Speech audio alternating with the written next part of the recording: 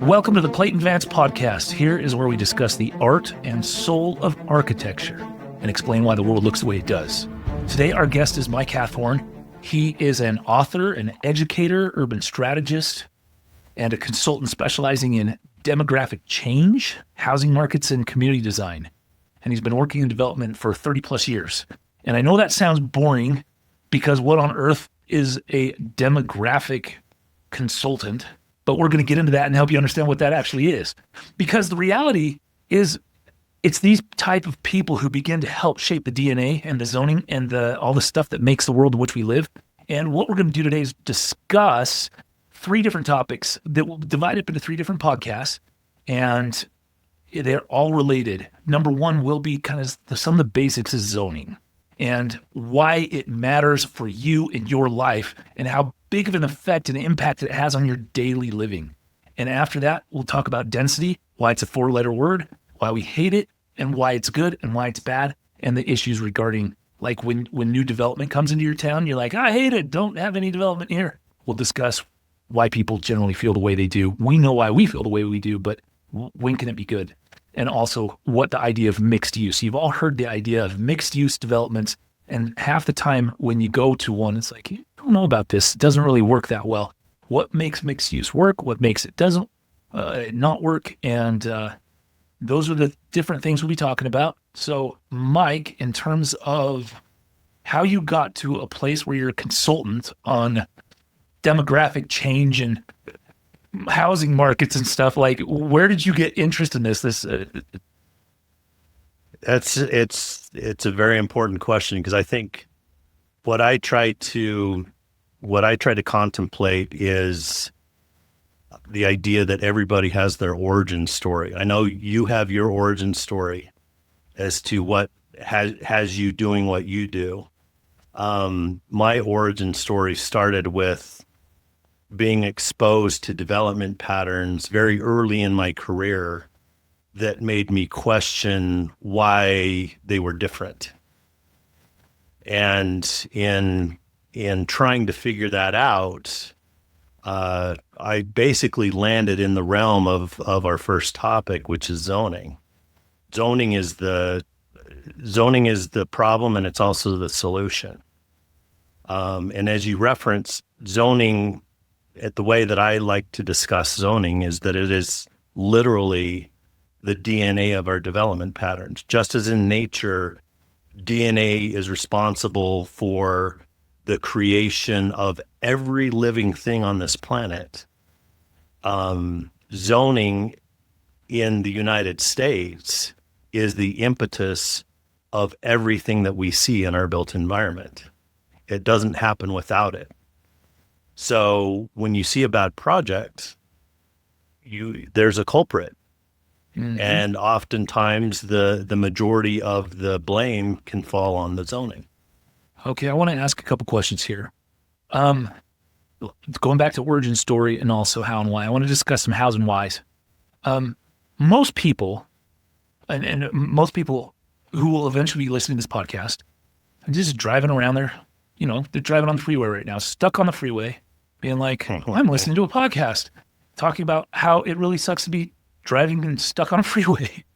And why do some people actually have the ability to observe the environment in a critical way and ask the question why? What was it that makes you different than other people? Because most people, in all reality, we just go shopping to go shopping, and then we go home to go home, and we just live and accept our environment for what it is. What made you different that you questioned your environment? I think it comes from a couple places. One of them, for whatever reason, at a very early age, I was interested in geography, and so from a place of science, geography speaks to the natural habitat. And then as I got older and started to recognize that when human beings create their habitat, they basically override the natural habitat. So there was that connection that was made very early on. And then as I got older, approaching adulthood and going into adulthood, I started having experience with different places. Granted, my experience base was fairly limited because it was really places maybe I had visited on vacation, places that I resided in during my LDS mission, which was California. Mm-hmm. But there were differences. There were clear differences, and it started with an awareness, but then in the mid '90s, when I basically entered the profession of the world of real estate, which I think is important that we all understand we're all part of, whether you're a designer or a planner or an engineer, it's all real estate. I started by selling new homes in new home subdivisions, and I really didn't think much about it. It was something I was just doing while I was putting myself through school. But then I had an experience. It was the summer of 1995. I went back to Maryland to visit my cousin who had recently gotten married. And she took me to the Kentlands. And what's the Kentlands? The Kentlands it's arguably the first new urbanist master plan community in the United States that wasn't resort based. It was day-to-day living. It was where you planted roots. And how did that come about? Do you know anything about how that came about? Your sister just took you to the city, and you're like, or this neighborhood, your cousin. Okay, so your cousin. We actually walked. She lived across the street from it. So we walked across an arterial road. Yeah, and I've been on that street. Walked into the Kentlands, and I refer to it as my red pill moment, where I saw something new. I mean, I'd seen places similar to Kentlands, but they were old. Yeah. This was something that was new. It was, I believe it was 2 years, maybe 3 years after they started the Kentlands. And I was it was magical. So what was the primary thing about it that you were aware of or just gave you that observation? Yeah. There's something different about this. Can you pinpoint what those things were? Yeah, I can now. At the time I couldn't. It was just, at the time it was how I felt. I mean, it was a very emotional experience that I had not experienced before in my life. It was just this connection that I made. And I want to pause real quick. And this is something that's really interesting and an important point for everyone who's listening to this, is that architecture actually does have a significant role in being able to determine how people behave and how you actually feel. Yeah. And if you begin to think about the urban environment in terms of interior design, as if the walls of the buildings are the walls of a general room, and you can go into a room that is just ugly as all get out, and then one that's decked out and pretty and beautiful, it elicits different emotions. Yeah. And so that's what Mike's talking about here is that our environment that we build, our built environment that we have 100% control over as individuals and collectively and independently, that begins to affect our emotional responses. And apparently, Mike, you had that it was in the Kentlands. Yeah, it was, I mean, it was quasi-spiritual in terms of how it impacted me both physically and emotionally. Mm-hmm. I was seeing, so the things that made it different that I didn't know at the time, but I've learned since then. One was the different types of housing that existed in direct relationship to each other. So I'm walking a street where the housing types were different. Okay, when we're talking about housing types, what's an average person? I'm like, what your housing type? How do you define housing type? So think of housing types in terms of the container of housing and who the housing is for. And primarily what we're familiar with in this country are single-family detached homes, homes that sit on their own lot and have no direct attachment to any other homes. They exist in their own space. And so that is one housing type. Single-family detached. What's another, or two or three housing types that people would be familiar with? So you start to go to attached housing, like duplexes, townhomes, things where you're sharing a connection, and that connection, when you refer to single family attached, it's usually it's typically the horizontally connected homes. Vertically connected homes would be stacked flats. So where there's housing that's sitting on top of housing. Yeah. So what most of us would consider apartments or condos. Yeah. Yeah. What most people are used to that terminology. Yeah. Sorry. No, that's very literal. They are stacked flats. Yeah. And I guess everyone in Europe, that's what you call them. Yeah. But I was seeing those housing types existing directly next to each other. Mm-hmm. The streets were a lot narrower. The relationship of the homes to open space was different, rather than the homes backing the open space, they were fronting it. So there's this direct correlation between home and park. Within the Kentlands, you'll find mixed use. You'll find non-residential uses in direct proximity to the residential. Now, when you mean direct proximity, we're talking like across the street, across the corner, and what we're talking about, just a little interpretation. And so you have your residence, so where you live, your single family home, and then just within real quick proximity, you actually have you have these businesses that are really meant to address your daily needs right there. I mean, you're proximate enough that you have the opportunity of choosing how you get there.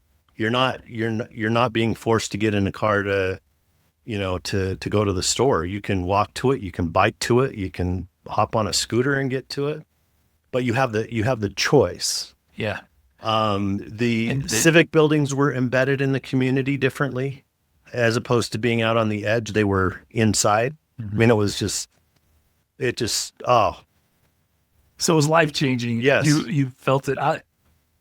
A similar thing happened to me in my early 20s when I was, of all things, a flight attendant. So I was with American Airlines. I was a flight attendant, and we went from place to place to place, city after city, hotel after hotel after hotel, night after night after night. Yeah. And what was interesting is, depending on the hotel we stayed at and the city we stayed at, sometimes we're out towards the airport and you're just in, a standard suburban hotel. Yeah. And it just sucks. And it's like, all I could walk around is a parking lot. And then sometimes we actually went in the cities, and it was crazy to actually begin to observe. And it was forced upon observation because I was walking across streets. I was walking around towns. I was walking in those same urban environments. Yeah. And some were just horrible. You thought you were going to die because you were walking across the street and you're playing Frogger. Yeah. And other ones it was built for the pedestrian. And every single time it was built for the pedestrian, it was a city built prior to the advent of the automobile. Yep. Yep. So with that was the change. And so that kind of enlightened you. You red pill moment. Well, and how did you begin to study this DNA stuff of zoning? Where'd you? Well, for better or worse, I'm somebody that has to understand why with things. And so it put me in this position of asking the question in regard to Kentlands as a neighborhood versus the neighborhoods I both lived in and was selling at the time, and seeing the contrast between the two patterns. And it forced me to,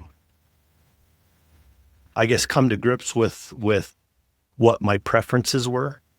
I longed to be able to live in a place like the Kentlands. I mean, that became my utopia. Yeah. Can I find something similar to the Kentlands and move there and just soak it up. Yeah. But they're It just very didn't difficult exist. to come by. Yeah. I mean, they are a needle in a haystack Yeah. out there. Yeah. And let's just give a little perspective for everyone who's listening right now. So the idea of that Mike's talking about is we're getting to the end of this conversation, which this conversation, Tremendous build up. yes, is a long conversation because the history of urbanism is a long history. But when it comes to the United States, when we had these suburban zoning codes, which we'll talk about in a minute, some people decided to rebel against that and created a movement called New Urbanism.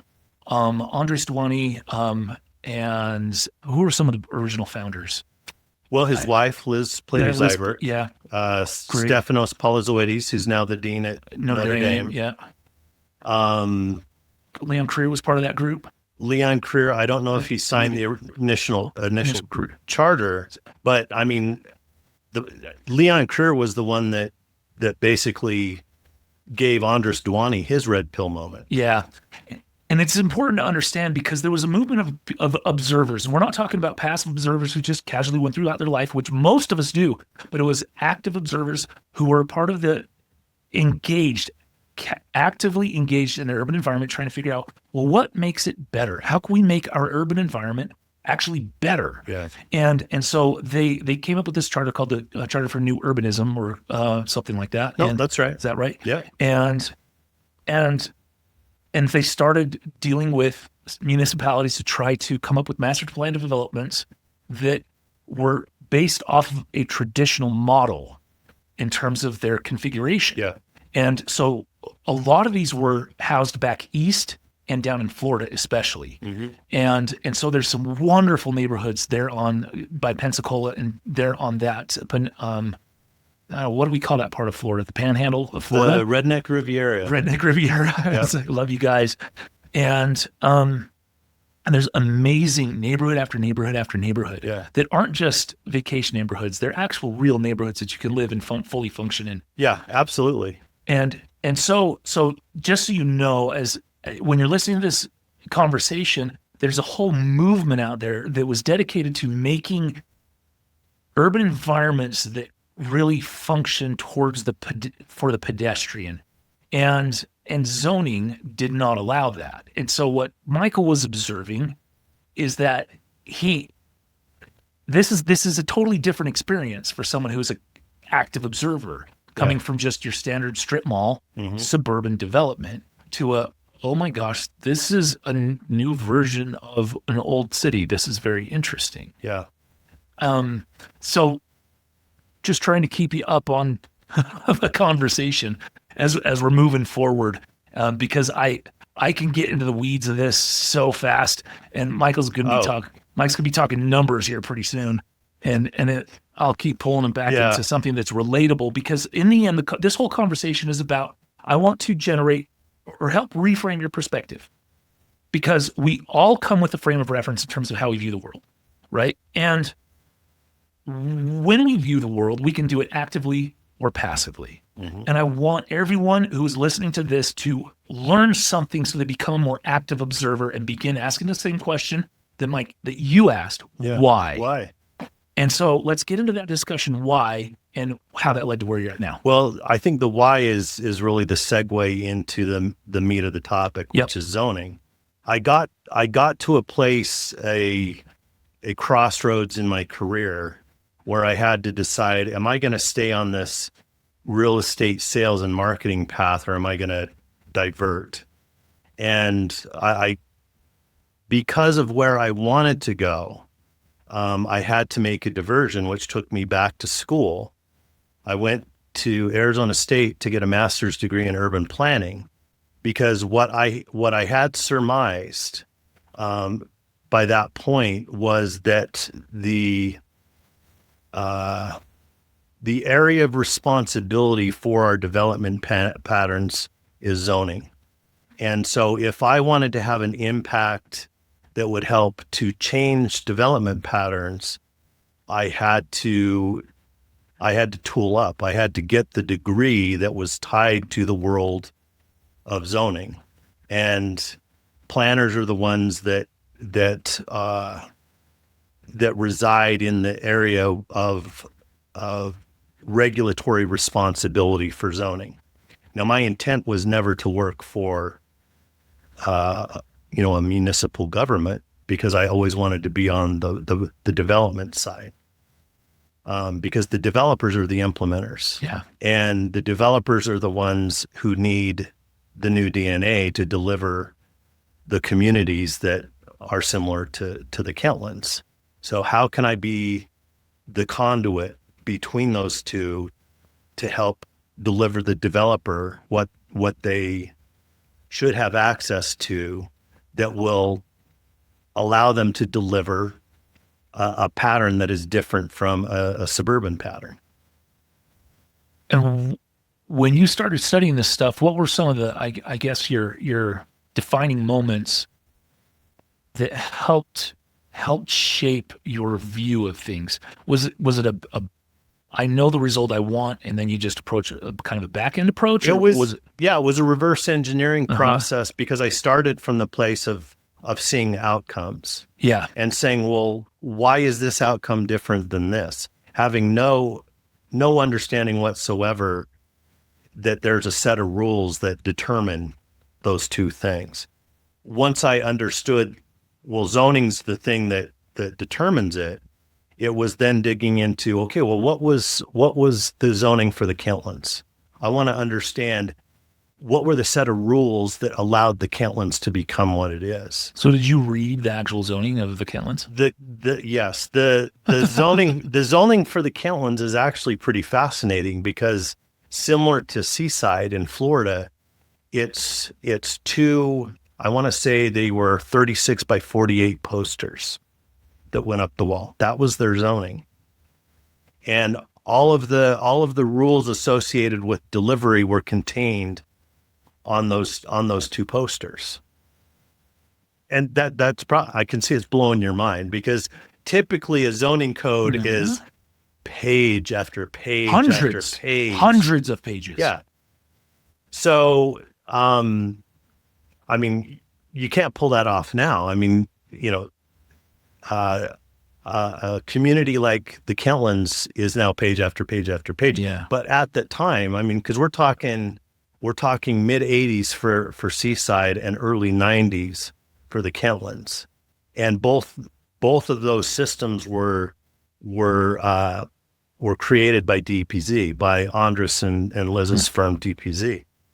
And then you back into or reverse engineer the suburban output. Mm-hmm. And when you do that, and then my schooling helped me to put the pieces together. It comes down to the fact that what zoning is from a suburban pattern, it is primarily use-based. So it's regulating uses, and and I shouldn't say uses, because it's not doing it together. It actually forces uses to be separate from each other. Mm-hmm. And then it's regulating quantity through density. How much of that use are you going to allow to go on this particular piece of land? So essentially, it's a completely regulated, rigged game. You can't call it rigged, but it's not rigged, but it's a completely regulated game. Yeah, I mean it's and that's why the comparison to DNA, I think, is very useful for people to understand. I think most people understand what DNA is, what it does. They may not understand the specifics of it, but you know that it exists in every living thing, and it is the set of rules and ingredients, like in a menu, that determine what that living thing actually is. Okay. It's the same thing with development. If you want to pass judgment on anything you see as you drive around, it's because there is code or policy. I like to try and separate the two ideas, but policy, zoning, suburban development is governed by policy that says thou shalt and shalt not as it pertains to both use and density. Breaking it down very simply, but. Okay, so I'm going to try to reinterpret that for me. My understanding of DNA is that there is this helical thing, right? With Double all of helix. these double helix, with all these molecules in it that dictate the end result of that thing. It is the code that dictates the end result. It's the sequencing of those proteins within the double helix that determine what the living embodiment will be. And you can change and tweak a couple little things, and it entirely changes what the outcome is. Yeah. I mean, the thing I have a set of slides that I go through when I talk about this, where I show the relationship that we as human beings have to other living creatures on this planet, and how much of the DNA we share with a fruit fly. How much DNA we share. I believe it's 65% of the same DNA as a banana. No wonder I like bananas. But in that other 35%, there's enough differentiation that we have a human being and we have a piece of fruit, right? But I mean, every living thing on this planet contains DNA, and every piece of development in this country after, we'll say, the 1920s is subject to a set of rules that says and determines what the output will be. That right there is the crux of the matter. It determines what the output will be, and you cannot do anything but the output. Nope. Because you can't get a building permit, meaning if you have a piece of land, so let's just bring this into you, Joe Smith, driving down the freeway right now, listening to this thing. It's like, I got 20 acres in Iowa. It's like, let's develop this. Well, guess what? The process is to go through the development of that. You have to go to the planning department of whatever municipality you're part of, go through a planning commission, and they're going to tell you and dictate based on the zoning code that they have in place what you can and can't do, and exactly what Mike's talking about, the uses that you can put in there and the quantity of those uses you can put in there.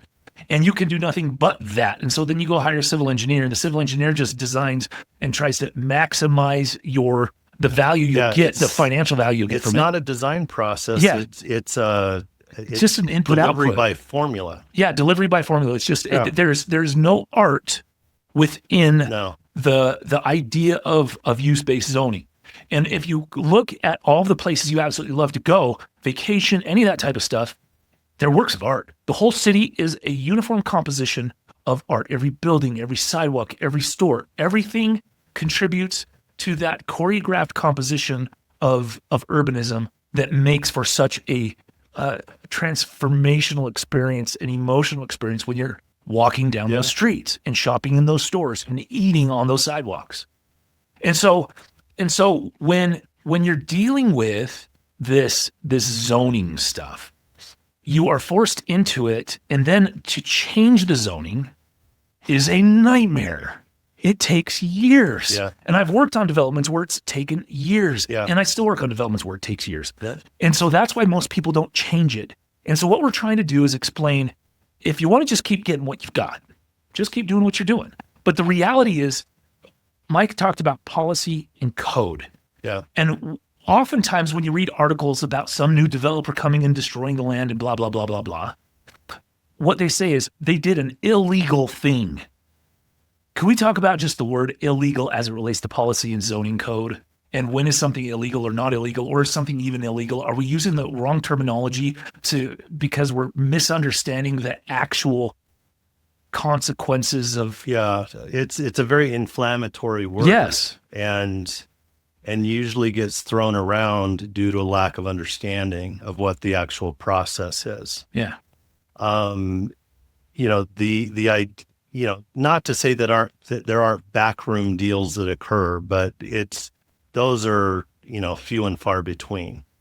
I think what gets under people's skin, and I think it goes to the root of what the output of our current, status quo patterns are, is we don't want more of it.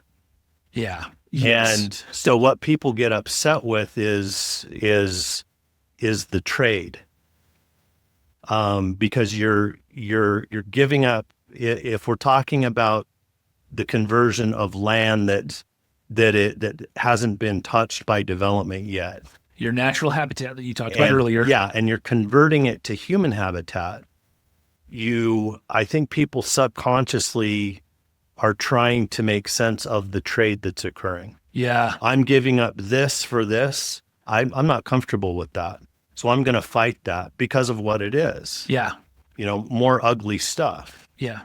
And we know that what's there, the natural habitat, is, in all honesty, objectively beautiful to some degree. And some areas are more beautiful than other areas. But and I think, and this is speaking for me personally, I think it's important to look at the trade that's occurring, because human beings differ from everything else in nature in that we are strong intellectually, but compared to nature, we are weak physically. Mm-hmm. So we need our own habitat in order to protect us and be defensible against nature. But nature is something that is difficult to restore when you make a trade. When we come in and create our habitat, nature is giving up far more in terms of that trade than we would be giving back. And so I think there's this kind of speaks to the Kentlands platform, is we need to think in terms of stewardship. Uh-huh. We need to think in terms of our responsibility as human beings in the trade that we're making. And if we have a stronger sense of that, I think we'll be more critical of the DNA that's being used to deliver what is currently the status quo of human habitat, which is a suburban, sprawling development pattern that is taking far more than it's returning. This is the perfect place to conclude this section of this podcast about zoning. Mike, I can't even tell you how grateful I am you just said everything you just said. Because what you did is you just brought in the moral implications of what we do as developers, as homeowners, as municipal everybody, whether you're in the planning department or on the city council making those decisions, the mayor of any city or the county commissioner or wherever you're at, everyone has a stake in it and everyone is culpable. Everyone has a responsibility, including the homeowner that actually purchases the home. Because why didn't we actually demand a better product? Yeah. Because the market actually is dictated by the demand of the consumer, sort of, in this respect, and we can get to that another time. And so that's a whole different conversation that we'll get into.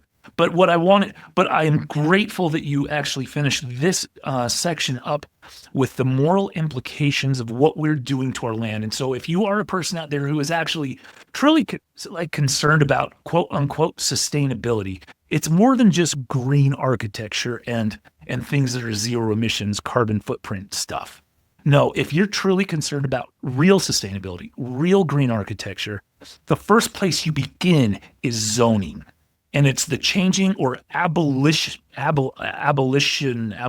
what's the word I'm looking for? The abolishment. There you go. The abolishment of of modern just zoning. Yeah. And just revamping the whole thing. And so we have created this, in all reality, unsustainable relationship with nature due to the ordinances and codes that we've set up on a municipal level that deliver a very specific outcome. And as you're driving in your car, I want you to begin to observe the differences between stuff that was built prior to 1920 and prior. When was Euclidean zoning actually made? The first Euclidean zoning codes were adopted in 1916. 1916. One in Berkeley, California, and one in New York City. There you go. Different reasons. Okay. But that 1916 is kind of the starting point. And guess when one of the first popular three-car garages was built? 1909, I think, the Roby House in Chicago. Frank Lloyd Wright did an attached three-car garage to a house. And that was weird because cars still weren't really around. It's horse and buggy time, right? Yeah. And so everything we're talking about is a function of the modern age that only could have happened because of modern technology in terms of manufacturing and modern technology in terms of transportation. Modern day zoning cannot happen without those two things. And that's a conversation for another time. But in terms of the moral implications of what all of this means is think about the results that you get, because if the results don't meet the needs, there's an incorrect principle on our belief window. And so thanks for joining this episode. Thank you, Mike, for joining us. We will continue this conversation in just a minute. Thank you. This is Clayman's Podcast.